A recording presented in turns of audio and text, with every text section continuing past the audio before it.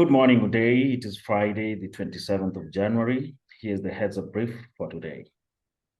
In Southeast Asia, we covered 18 issues. In North Asia, we covered 3 developments. In Australasia and the Pacific Islands, we covered 5 issues.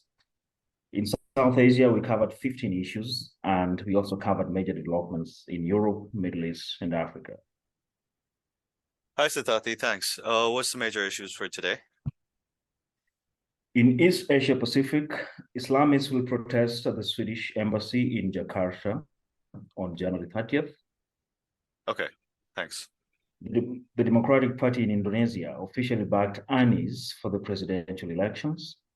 Okay, that's interesting. So it's going to be Anies versus probably Ganjar at this point, how it's looking. Thanks, Sitati. The PTT Exploration and Production Company, PTEP, said that it will not go ahead with plans for a gas-to-power plant in Myanmar. Plans were made before the military took over in 2021. That's very interesting because PTTEP has been taking over some of the infrastructure that Western companies have been leaving following the fallout over, continuing operations in Myanmar. Thanks for bringing that up. We'll keep an eye on this. A police team has been deployed in Lae in Papua New Guinea to investigate ethnic fighting since last October. Okay, thanks for bringing that up, Sitati. Over in South Asia, political protests continue in Pakistan amidst the instability. Right, thanks. Indian police said that Islamists and right-wing Hindu organizations have contributed to the growing radicalization and polarization in India. Yeah, finally, police are saying something that most people know. Thanks. And finally, in South Asia, the Bangladesh Nationalist Party will hold rallies in Dhaka in the coming days. Okay, so it's heating up ahead of the elections. Thanks, Sitati.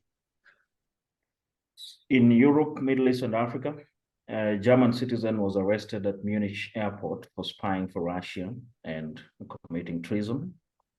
Thanks. Workers from oil refineries, electric power plants, and ports in France went on a 48-hour strike yesterday in protest over the pension reforms. Do you think this will escalate more? Yeah, I think today this is an issue which could escalate over the coming days or weeks. Right.